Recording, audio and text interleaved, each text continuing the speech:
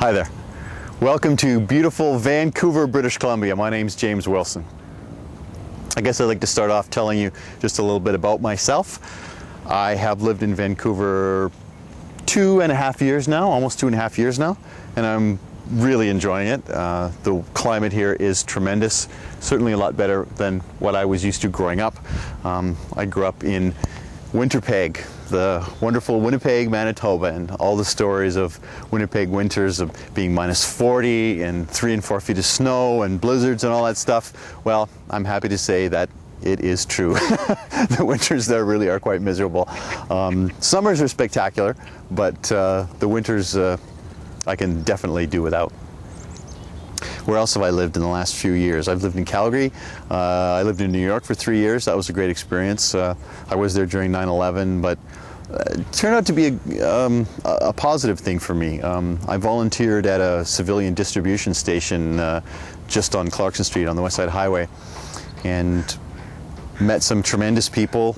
We turned out to be the largest distribution center for goods going into Ground Zero, and I'm in contact with those people to this day. I still stay in touch and say hello to them. What else? Oh, I enjoy traveling. I love to travel. I've been to over 15 different countries, had some great adventures, spent 3 months in New Zealand at one point, and that was a fantastic trip. I also did some car camping in Northern California, which was my first experience with an earthquake. We were camping out one night and woke up feeling the ground shaking and sort of shimmying underneath us, and we listened to the radio the next morning and found out that we'd experienced a magnitude 4.8 on the Richter scale. So that was really quite something. Now, earthquakes are a fact of life here in Vancouver. They're certainly a reality.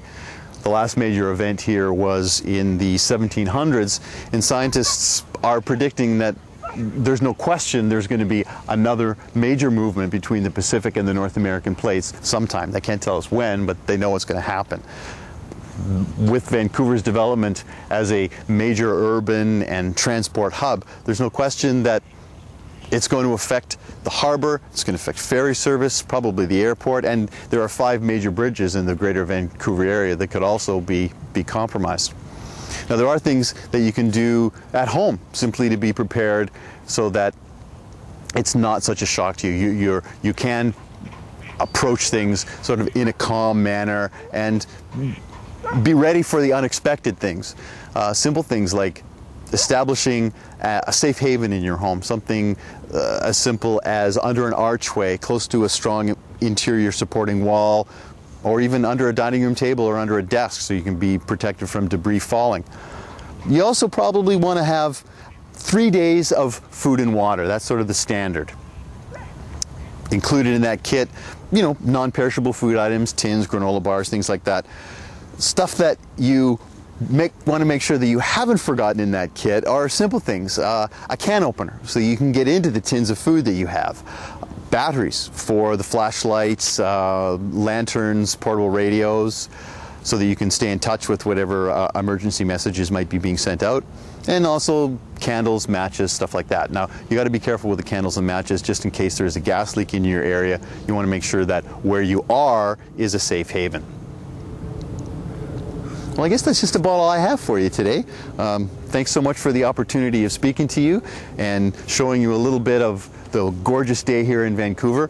I'm pretty sure I'm going to be heading down to the beach pretty soon and taking in some of the sunshine myself. So thanks very much. Appreciate your time and have a great day. Cheers.